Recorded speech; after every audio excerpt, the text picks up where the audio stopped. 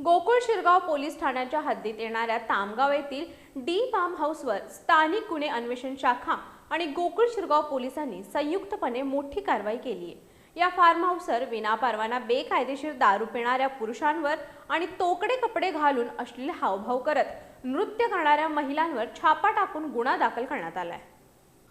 Gokul Shirgaon police ठाण्याच्या हद्दीत येणाऱ्या तामगाव येथील डी फार्म हाऊसवर स्थानिक गुन्हे अन्वेषण शाखा आणि गोकुळ शिरगाव पोलिसांनी संयुक्तपणे मोठी कारवाई केली।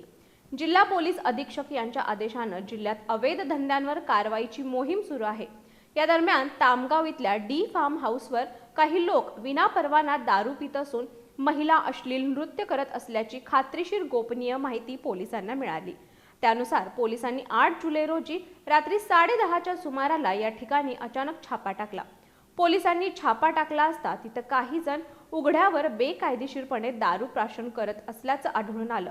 तसंच काही महिला तोकडे कपडे परिधान करून अश्लील हावभाव करत नृत्य करताना रंग्यात सापडल्या। विनापरवाना लाऊडस्पीकर लावून हा प्रकार सुरू होता। या प्रकरणी पोलिसांनी कारवाई करत मद्यपान करणाऱ्यांना, नृत्य करणाऱ्या महिलांना आणि कोणत्याही कायदेशीर परवानगीशिवाय फार्म हाऊसवर अश्लील डान्स आणि दारू पार्टीसाठी जागा उपलब्ध करून दिल्याबद्दल फार्म हाऊसचे मालक आणि मॅनेजर यांच्यासह एकूण 14 जणांना ताब्यात घेतले। या सर्वांविरोधात गोकुळ शिरगाव पोलीस ठाण्यात गुन्हा दाखल करण्यात आला।